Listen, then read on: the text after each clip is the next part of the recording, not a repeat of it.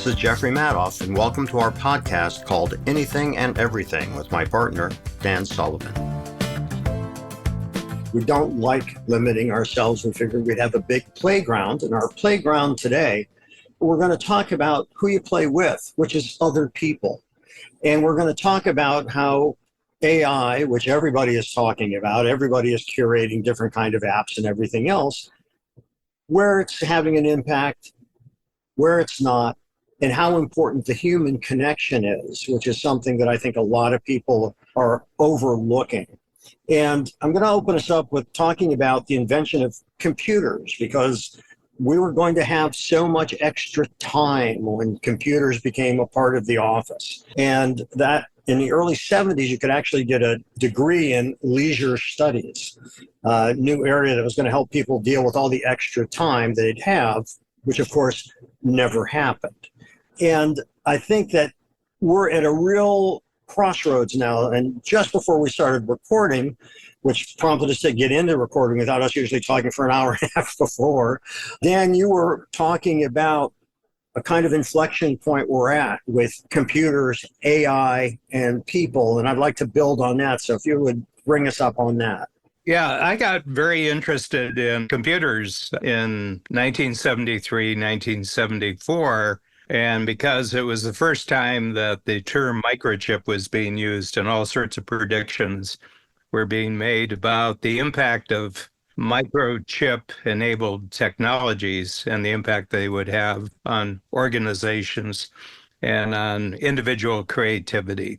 And that's right at the time, so this is 50 years ago, actually, that really has been a foundational thought in the development of Strategic Coach, which is the company that Bab Smith and I have created.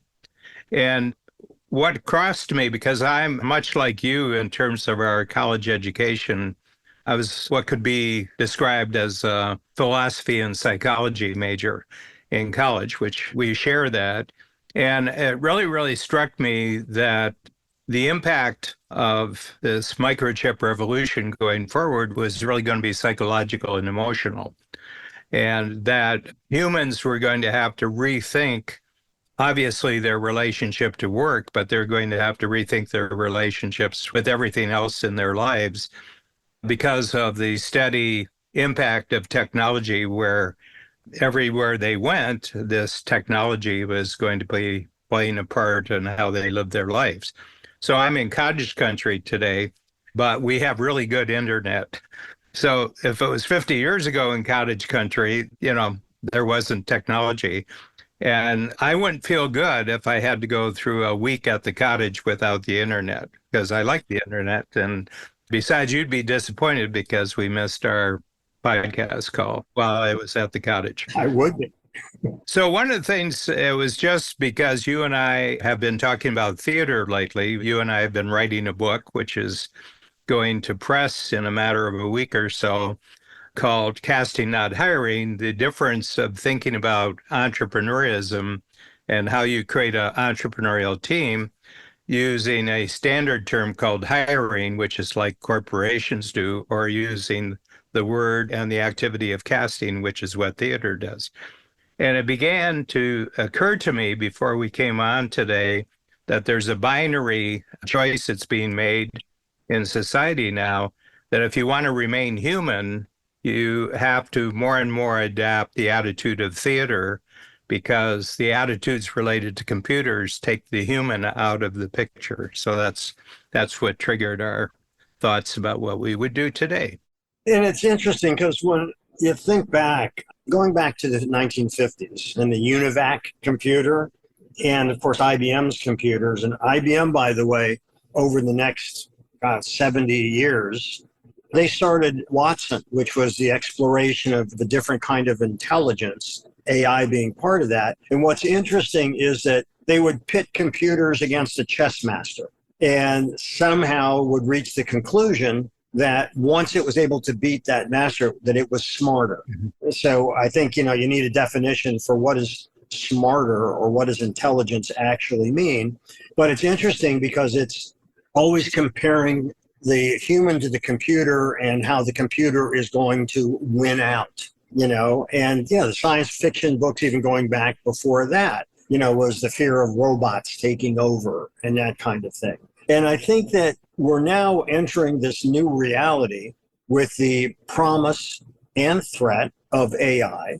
And what are the essential differences that we will experience? And you and I both know people, and I get emails all the time from others or see things on LinkedIn or whatever about people who are telling you the next hot tool that you've got to learn that's going to save you X amount of time a week, and that you don't have to do all this boring stuff you had to do, that it's all going to be done by AI. And it struck me, there's something really interesting about this. And what's interesting to me about it is that every technological advance has given a certain advantage to first adapters. Of course, some things never pan out, but that first advantage, that first mover advantage that you have. But then if it actually is something that takes hold, eventually everybody had computers on their desk. Mm-hmm. Everybody had mobile phones. Everybody had electric typewriters. So the advantage that you got wasn't an advantage for very long. Mm-hmm. And it's just that you didn't, therefore, because you started using these tools, jump to the front of the line. You had to do that just to be competitive, And so I wanted us to talk about that too, because I think it's really interesting how rapidly the playing field levels when you're talking about technology. One of the things is that there's a couple of quotations. One of, I don't know who said this, but one of them is, man plans and God laughs. Yes. So there's a lot of planning that goes into the technology world.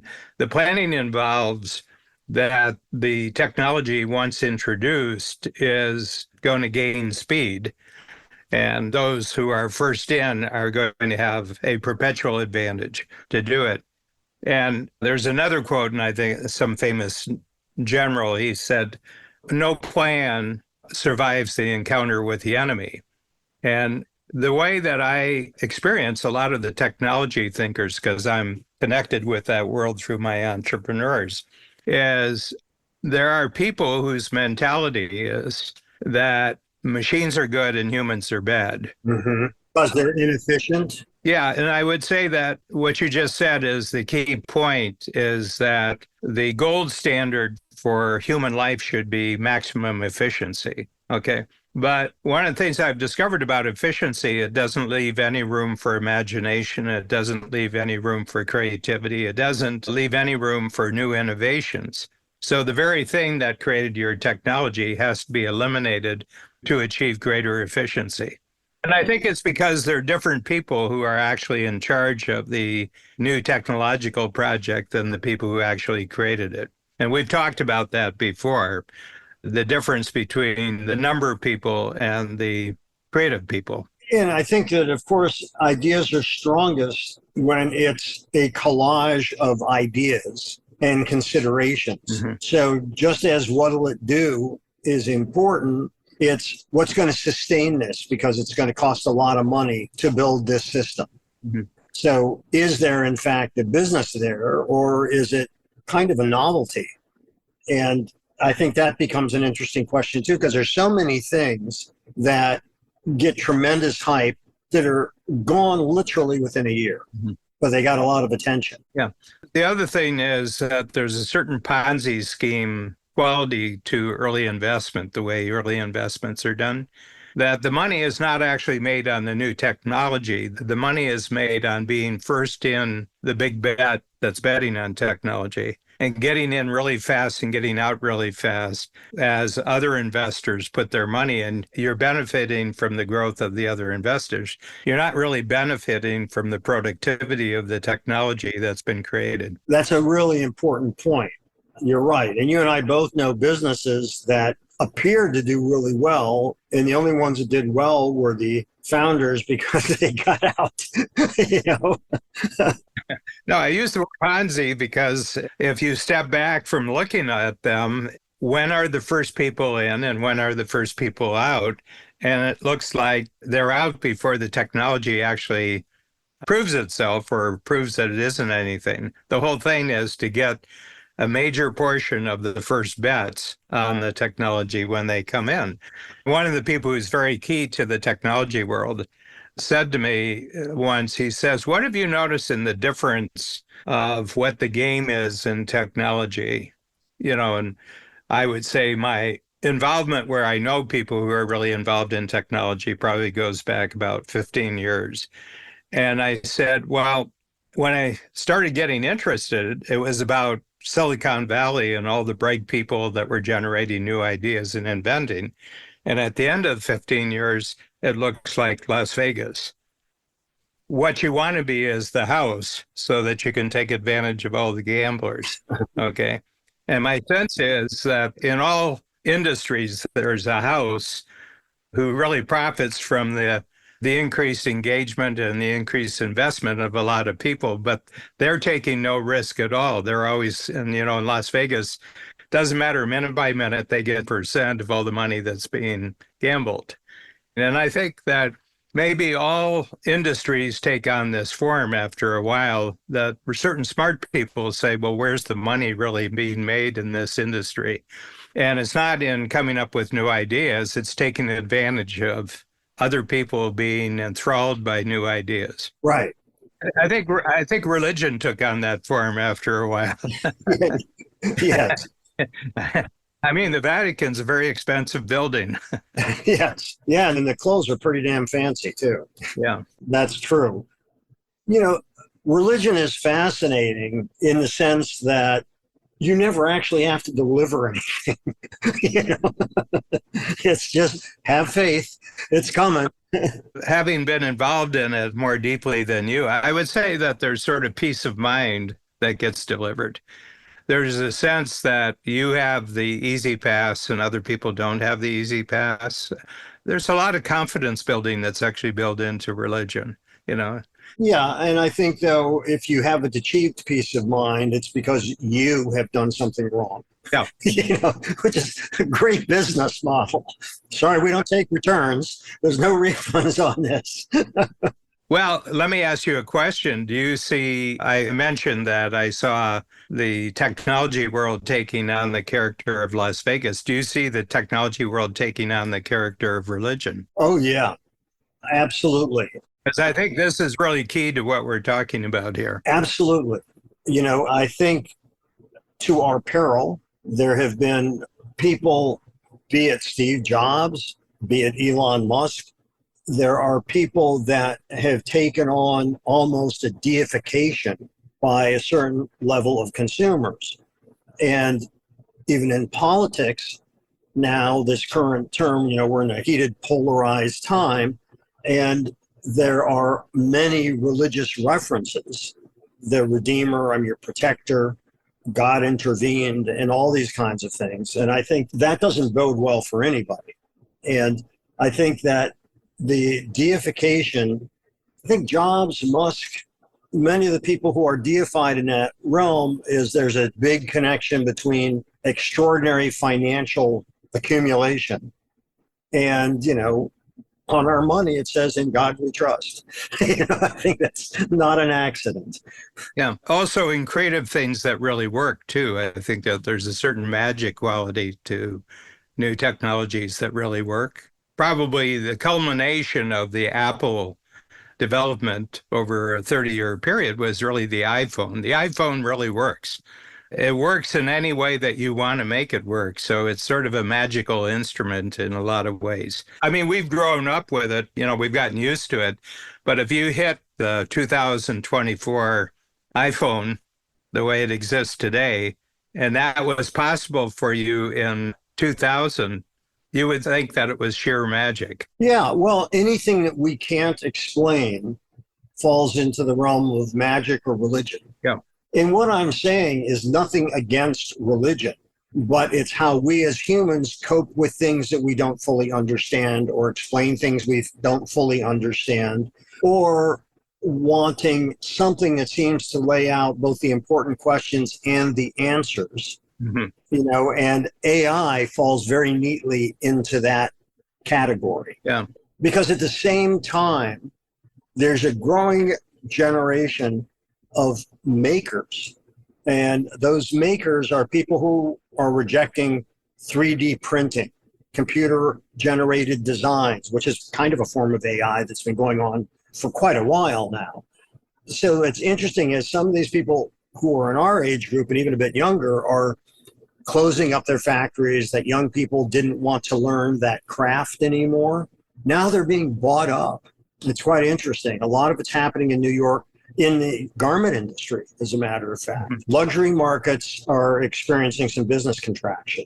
Fast fashion businesses, which are huge, like Zara and Forever 21 and these kinds of brands, that instead of younger people wanting to buy that mass market merchandise, I think the new luxury and the new desirability comes from something that has the human touch. Yeah, I agree. I was talking, interestingly enough, this topic came up at a cottage party that I was at last night. And I said, there's very definitely a retro movement in terms of what people are seeking out in terms of purchases. For example, they're starting to notice that certain cars from 20 years ago that were well designed and they were popular at the time, but then they were replaced by newer models. There's now a huge market for buying these cars and repairing them, making them new again. And people say that, and it's very psychological, and I think it's very emotional, that you can get so far into the world of new that you've lost touch with everything that already exists. The phonograph records, the hi-fi phonograph records, is a huge booming industry now. One of the people at the party last night has invested in a company where they've created a new kind of vinyl that doesn't scratch, okay, so that the needle won't scratch. But the other thing is the actual recording process puts more sound into the vinyl than it was before. And he says there's a huge market. He says when this guy first started, he might get an order every month from somebody who wanted to do that. And he says now he can't keep up with the demand that people want to hear recorded music coming from vinyl rather than digital. That raises a few things to me. I know that, percentage-wise, that's a rapidly growing industry. It's still a small part of the overall. Yeah, very tiny. But it's growing very rapidly. And I believe that materiality, something that you can touch, hold, share.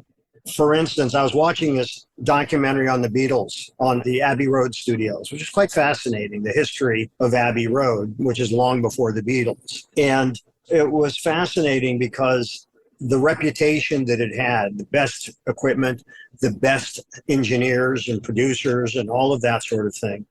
But it also made me think about when a new Beatles album came out. That was a social experience. Without fail, 7 or 8 of us would get together, crank up the stereo, and listen to the newest Beatles album.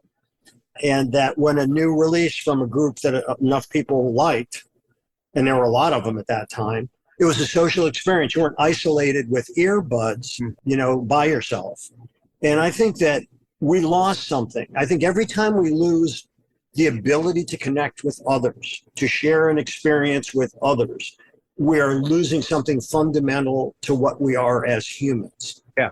Which brings us back to our kickoff topic for today of theater. That theater is the ultimate in a shared emotional experience because it's live, it's not recorded, it's taking place right now, and it has all the energy and all the risk of something that's happening right now. And I think the more the world goes digital, I think the more the world craves theater.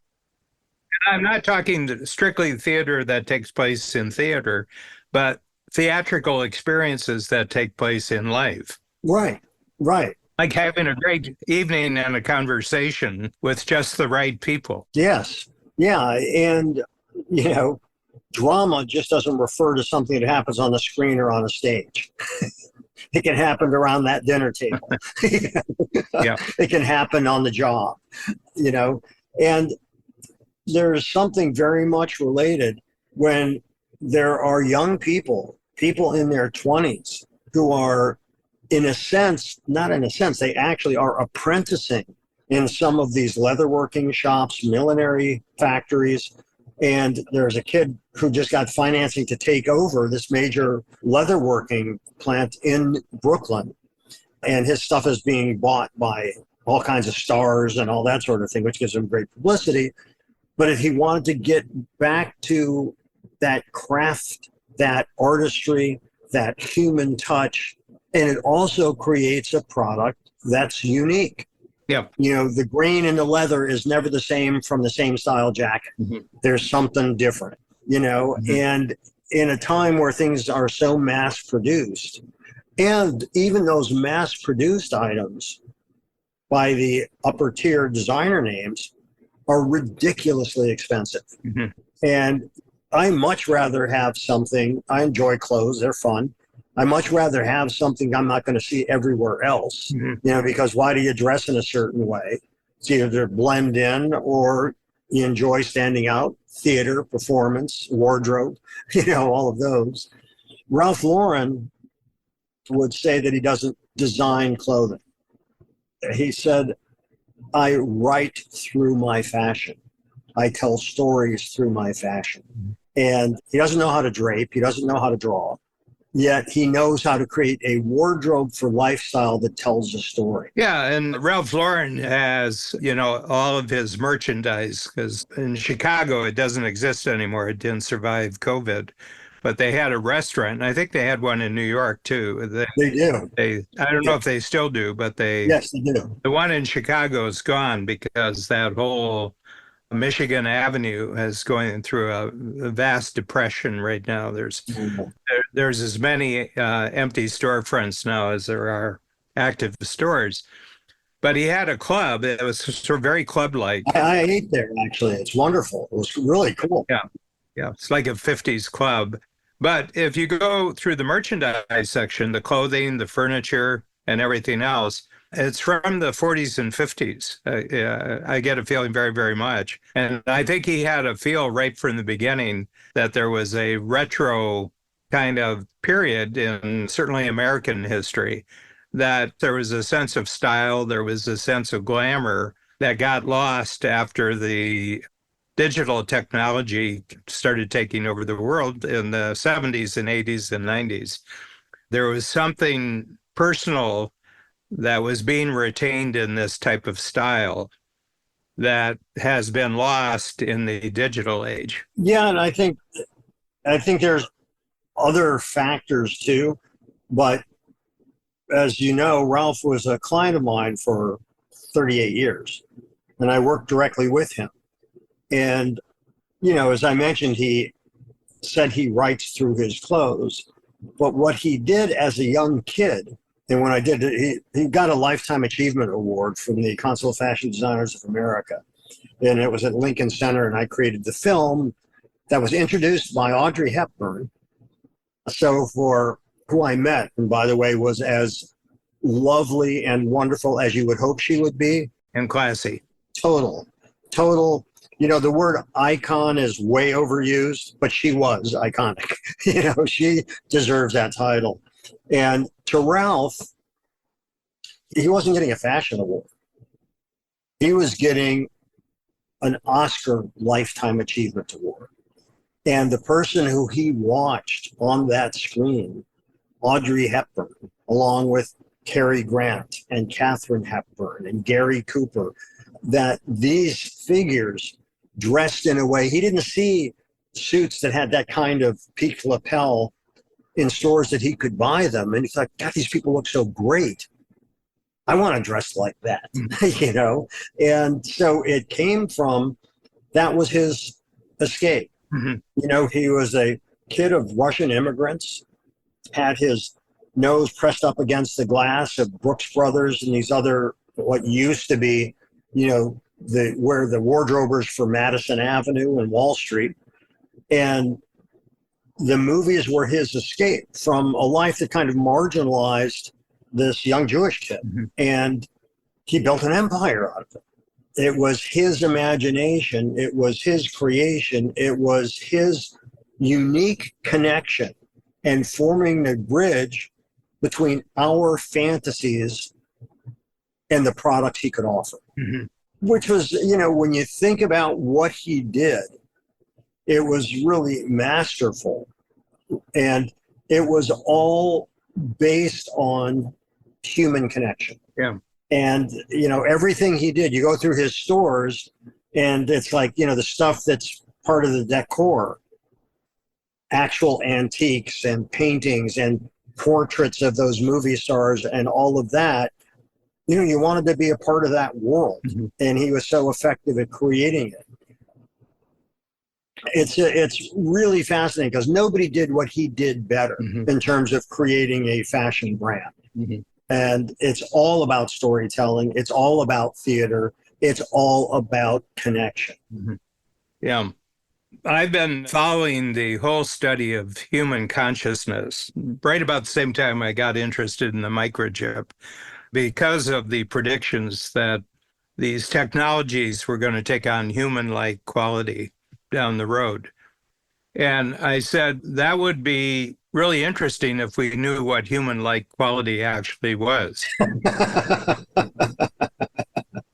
And the more and more technology goes forward, it seems the less grasp that they actually have of what a human-like quality actually is. And so where this all starts is really with Galileo. And Galileo consciously said there's two parts to human thinking, and one of them is mathematical.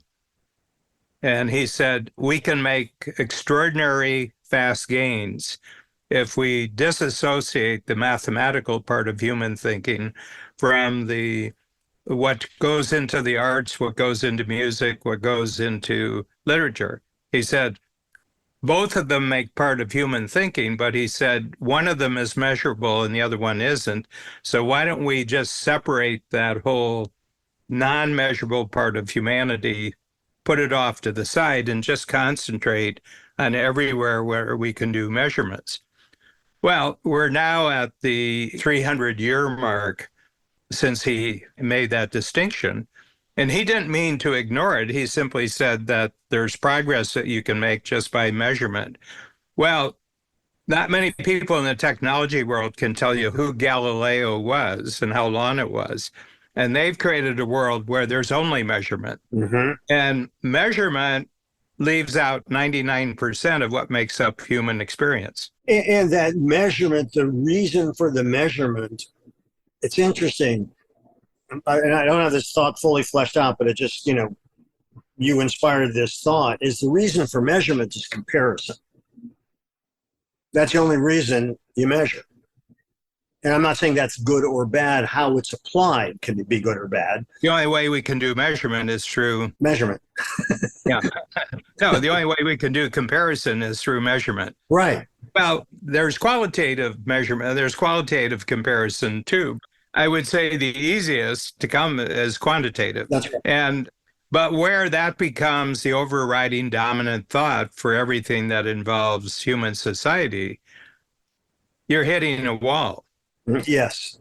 And I also think you're hitting a wall. Well, why do you think we're hitting a wall? Well, I think hitting a wall is that out of the belief, and I think it's a religious belief, that at some point we can transcend ourselves, that we'll create technologies that transcend humanity.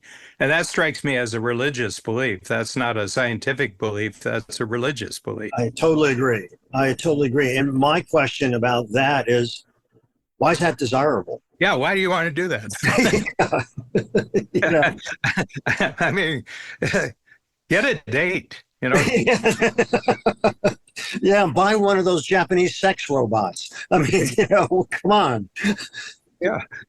No, take in a show, get a date, have a good meal. Why are you doing that? Yeah. But I think it's from a profound unhappiness of who you are as a human being. And you're not in the technological realm here. You're in the religious realm. You're in the philosophical realm. Yes. You're in the psychological realm. This is not technology or mathematics or science or anything like that. You're in a completely different realm, but you're seeking the answer for an experience you're having over here, you're seeking an answer using a methodology which can't give you any insight on what's actually happening to you. Well, yes, you're correct. And, you mentioned happiness. And I would venture to say that most people aren't happy. But first, one has to define what is happiness. And how would you define happiness? Well, I think one aspect of happiness is liking who you are in the experience. Yes. You kind of like who you are right at this moment in this experience that you're having. Yes. And I think that all people have zones of happiness. It's certain activities they're doing, or it's certain, relationships that they have with other people where in fact they are happy. I don't think there's any general happiness meter that you can apply to human beings because I think it's entirely subjective and therefore it's not measurable. But I think a lot of it has to do with being really feeling very good about just who you are as a human being. I think you're right. And there's a professor who teaches happiness at Harvard. His name's Arthur Brooks. And I've read a lot of Arthur Brooks. Yeah, and his claim is that happiness isn't a feeling, that feelings are evidence of happiness. And he compares it to the smell of turkey is the evidence, if you will, of Thanksgiving. But it's not Thanksgiving, just like the feelings are the evidence of happiness. And that real happiness mixes these momentary pleasures with the satisfaction of the sense of your life having some kind of meaning, essentially what you're saying, which I agree with, because I think if you're not happy with who you are, what really makes you feel good about being you, you're not going to achieve happiness. Yeah. And it's also transitory. Yeah. Now, I had a client who was on his fifth marriage over about a 25-year period. And he asked to have a lunchtime conversation with me at one of the meetings. And he said, I don't know, there's just something missing. There's just something missing. Every time I get married, I think this is it. And it turns out not to be it. And I said, well, can I ask you a question? Of the five, are they all the same kind of woman? Are you just trying to, solve something? No, he said they're very different. Age-wise, they're different. Shape-wise, they're different. Personality-wise, they're different. And I said, well, if you think about all five, you're on your fifth right now. Is there any common factor to these marriages? Something that's always there. And then he said, oh, you don't mean me, do you? And I said, well, I'm just asking the question about common factors. I said, I'd be open if there were 4 or 5 others that we could discuss, but yeah. Seems to me you already did the elimination process. There wasn't anyone. And I said, I don't know, maybe the marriage failure has something to do with you. Not a chance. Not a chance. Yeah, it wasn't me. That bitch and I still get along. Nah, it wasn't me. Yeah. But the big thing is that I've been reading recently, because there's a lot of literature on the internet right now about consciousness, and there's been no progress whatsoever in science understanding what consciousness is, nor can there ever be, because consciousness is purely a subjective experience that's not measurable from the outside. And that's the wall that science is hitting. The thing that created science can't be examined. In other words, it was human consciousness that created science all along the way, but the creation can't measure the creator. Right. And I think there's a profound unhappiness in the technological world and the scientific world that they've hit the wall. Well, it reminds me of Mary Shelley's Frankenstein. That the scientist, in hoping to play God, creates a deeply flawed facsimile of a human and, and there was only one human who was totally involved in the whole project. Yes, yes. And well, except for the guy that went out and got the wrong brain, you know, a little bit of Wizard of Oz in that, I guess, too. And it's fascinating because, yes, how do you become conscious of consciousness? Yeah. And it becomes kind of a meta idea of trying to define it. But I think we do. I think we do. We do what? Become conscious of our own consciousness. I think we do. Yes. Or are we conscious of our own feelings? I've observed in doing podcasts with you and writing the book that at certain points I can see your eyes and you're actually looking at the thoughts that you're thinking. Mm-hmm. I think that's consciousness of being conscious. Oh, yeah. I mean, one of the things that I so enjoyed about my philosophy and psychology major, studying those two, is because those two made tremendous sense to me as one discipline. And, it was interesting that up until 1932, philosophy and psychology were the same entry in the Encyclopedia Britannica. And then when Freud was asked by Britannica to write the first ever entrance on psychology, that forever separated the two disciplines, which was kind of interesting. And I think that, thinking about thinking, which is something else that you and I share, is something we both really enjoy. Yeah. Exercise of thinking about thinking and why do you think that? And as it relates to happiness, I think that happiness requires work because it requires, I think, one to have a sense of purpose, which can give a sense of satisfaction, and that satisfaction can breed happiness. And that's another way of saying what you said earlier, which is that you're kind of at peace with and know who you are and are comfortable with that. In Coach, we created this model, which is called the gap and the gain. Okay. And what I show in the book is just, a human head. And I said, there's an interesting thing we do when we measure progress. Okay. So progress always starts is that you have a picture of the future, and then you establish a goal, which will be a measurable achievement that in your thinking will move you closer to what it is that you want to achieve. And you can just use your theater experience of the last 6 or 7 years to say the achievements of jumping ahead into the future. Okay. And we were talking about personality of the play before we started what you're doing now. You're into the auditioning process for the opening of the play in London, in England. So I said, and all human beings do it the same way. We see something in the future and we pick an achievable milestone ahead of us that if we do this will move us closer to what we want, we think. And energetically, we feel that. So it's a sense of energy. It's a sense of confidence. It's a sense of progress.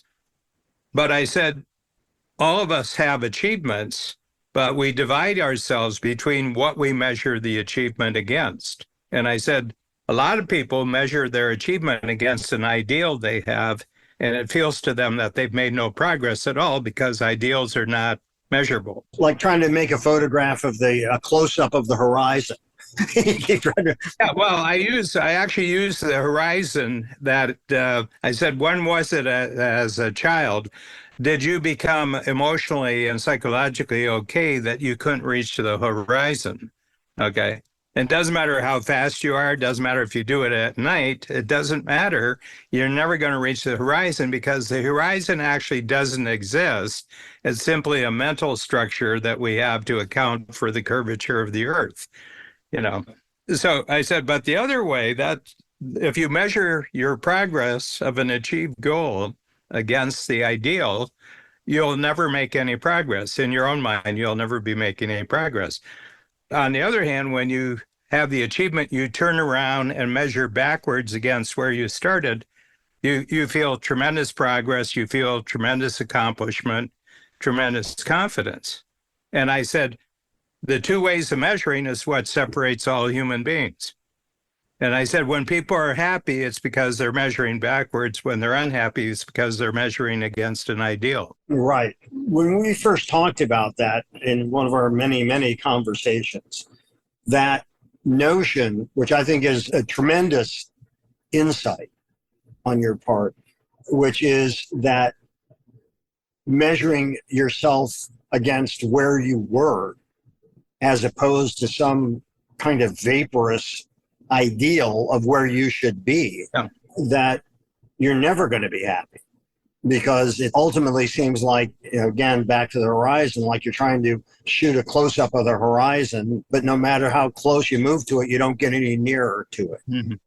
And I think that's the thing, is looking at yourself.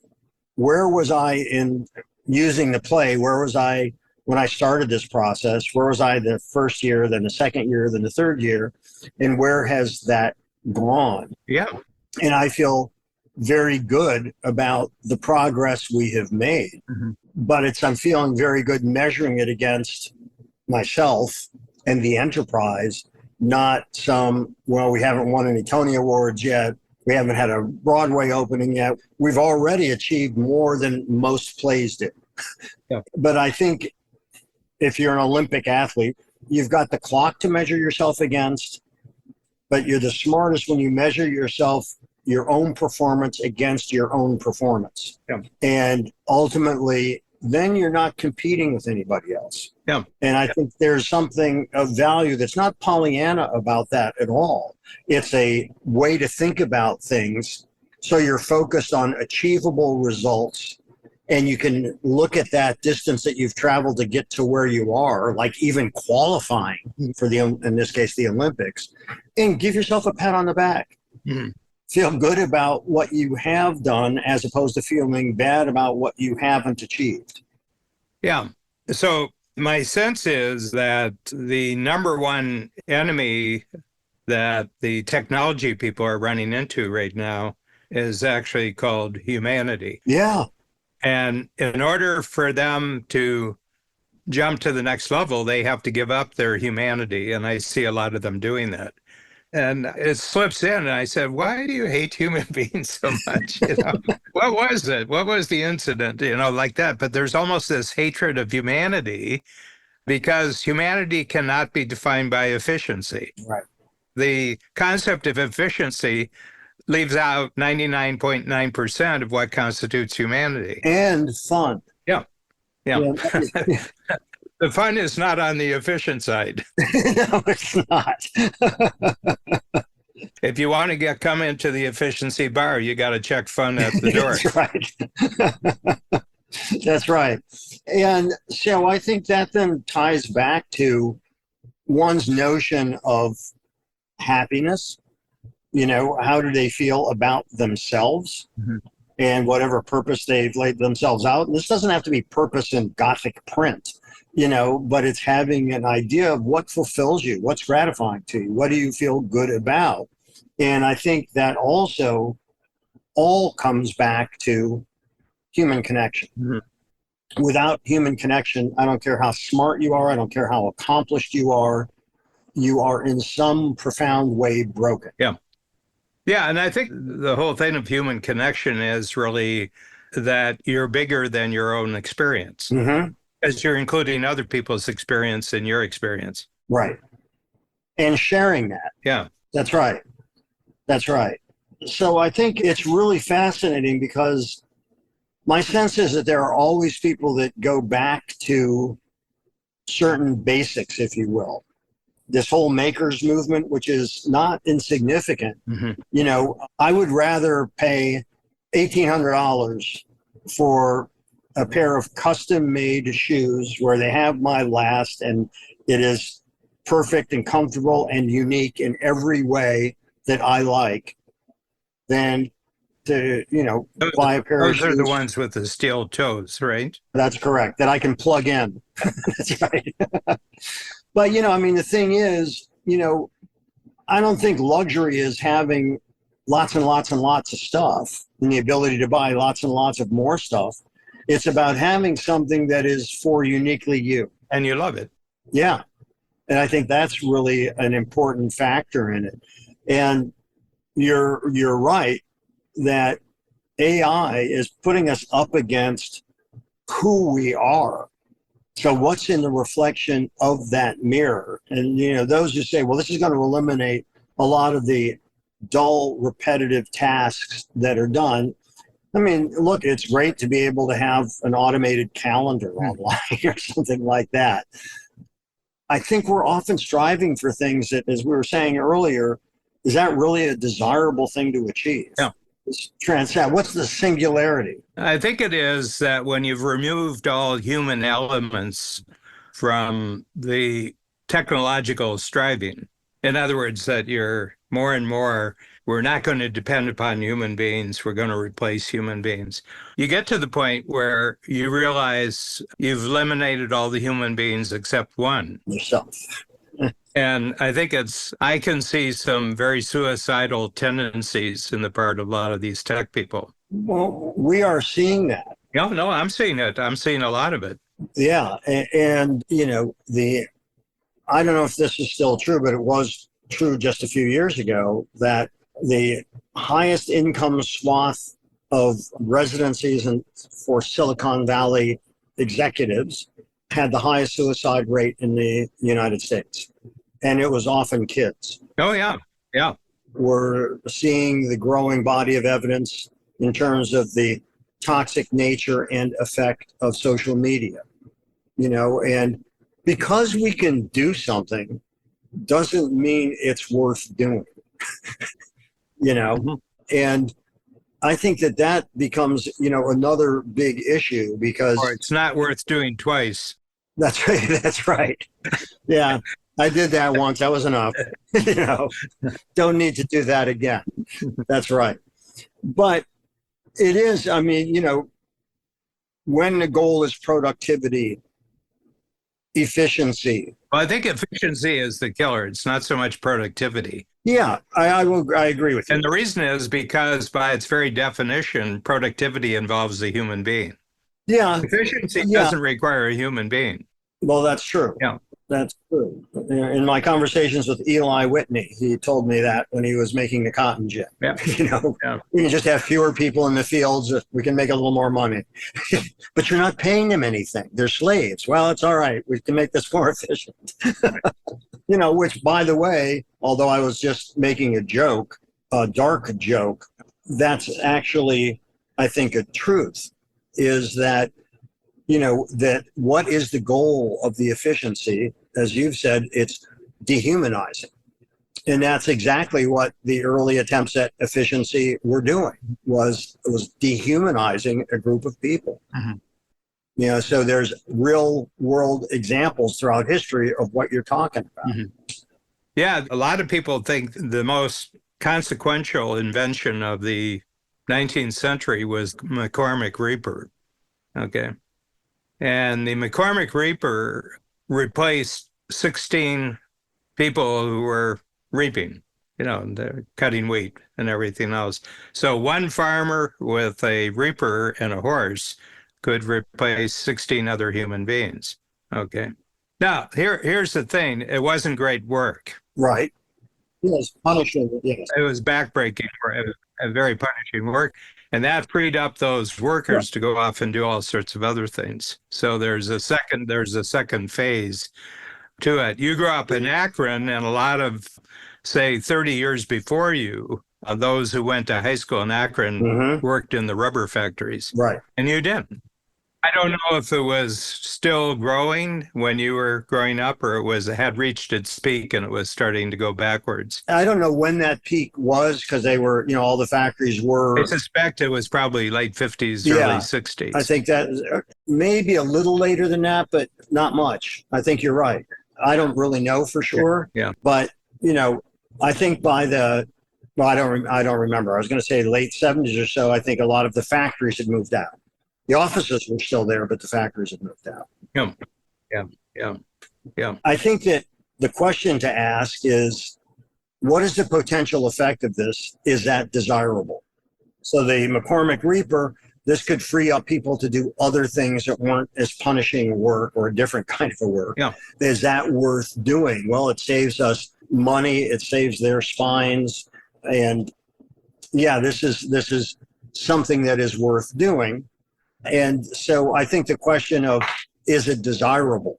Is there a desirable outcome is an important question to ask. Yeah. Yeah. And I think That's you right. have to ask that for yourself. Do I even want to be involved in this? With 80 years behind me, I'm more and more realizing that different nervous systems approach experience differently than I do. Yeah. We do different things with our experiences. And more, I'm interested in the difference of how people handle their experience than that they handle it the same way. Right. That's not really interesting to me. It's that they deal with it differently and they come up with other lessons and they come up with other insights about their experience Yeah, than I that do. I've reached that same point too, where I might some years ago have been more interested in a debate about those things. I'm much more interested in just, that's really interesting. Why Yeah. why do you see Yeah. it that? Yeah. Because that Yeah. opens the door to learning and actual communication, as opposed to shutting people off who don't believe the same thing you do. Yeah. Yeah. Debates just cut down on the number of people that you can associate with. Yeah, which isn't a bad thing in many cases. Anyway, what new have you picked up or new ways of thinking from our discussion today? Well, God, I think there was a lot here. It's funny that, again, you and I sort of struck on the same topic of what to do, but I think that the main thing is the notion of how the more efficient, the less human. And to me, the less human, the less desirable that outcome is. Yeah. Well, the more efficient, the less human, and the less human, the less purpose for the efficiency. That's right. That's true too. Very good. That's true too. Yeah. That completes the circle. That's right. Yeah. And what maybe you just shared the insight you had. Yeah. It just seems that at a certain point, you're cutting off all the rationale for doing what you're doing. Because if you're not doing this for the benefit of humans, then I can't think of a single other reason why you're doing it. That's good. I mean, that would be a good reason. And I also think another thing is in terms of trying to understand what happiness is for you as an individual, and realizing that I believe it comes from a sense of purpose and connection to others. And the resulting, I like the idea, like the smell of turkey is the evidence of Thanksgiving. Of course, turkey is not just restricted legally to Thanksgiving, so you can be fooled, But I think that the core we were talking about is that you have to be comfortable with yourself before you'll ever achieve a sense of happiness. Yeah. Comfortable and actually liking. You actually like who you are. I felt that way. I don't think I felt that way at 60.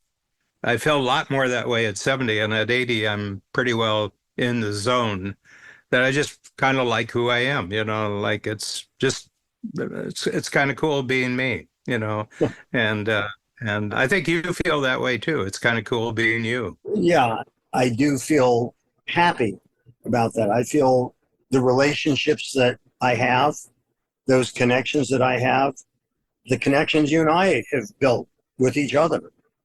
Yeah. Will I have known that was going to happen? No. Was the openness that you and I share independently, did that create that possibility? Yes. And that curiosity and sense of discovery. And along the way, you discover who that other person is and the potential for that connection, which can feel so good. Yeah. I don't know how you would prove this, but we may be the two happiest podcast partners in the world. I think our belief in even thinking that is evidence that you're correct. Yeah. I mean, the key to good podcasting in a partnership is the same as improv, is that you never say no to what the other person brings up, and you always help the other person out. That's right. That's how improv works. Two rules. You never say no. You never block or stop or negate or argue with what the other person brings up. And you always help the other person out by adding more to what they've already contributed. That's right. Yeah. Somehow, Dan, I don't know if that was conscious, but that relates back to theater and the experience that is essential to being a part of humanity. Mm-hmm. No, I think the reason why we're getting such instant understanding of the title of the book is that theater is archetypal. Yes. Humans are born with this archetype. Yeah, that's right. And I think when you can create something in that way, whether it's the hero's journey, when something is understandable and understandable in concept, essentially instantaneously, I think that can be pretty profound. Yep. So did we stay within our boundaries of anything and everything this time? Yeah, I actually think we left a little room within the boundaries today. Like how much? We're pretty consistent of touching with what the original thought was. I think that was really good. But I'm seeing this more and more, and I'm gaining more and more article evidence that there's a profound uneasiness in both the scientific and technological world, that they've hit walls, that they're not making the progress that they were making before. And I think it goes back to the separation that Galileo made hundreds of years ago. There's two ways that human beings think about. We're going to take one of them and put it to the side, and we're just going to focus on this one. Well, I think it's something else too. I think it's the gargantuan growth of companies that used to be innovative, but now they either acquire or buy that innovation, which stifles innovation or stifles competition, because a lot of companies get bought to kill them. Yeah. Because they represent a potential threat. Yeah. And that in and of itself is, I think that they're hitting a wall, because the question becomes, why do I need this? What's desirable about that? Mm-hmm. This whole idea of, that we will eventually be able to transcend and blend the world's knowledge into a chip that we can implant. That sounds horrifying to me. What's desirable about that? Or the chip just gets rid of us. That's right. That's right. Thanks for joining us today on our show, Anything and Everything. If you enjoyed it, please share it with a friend. For more about me and my work, visit acreativecareer.com and madoffproductions.com.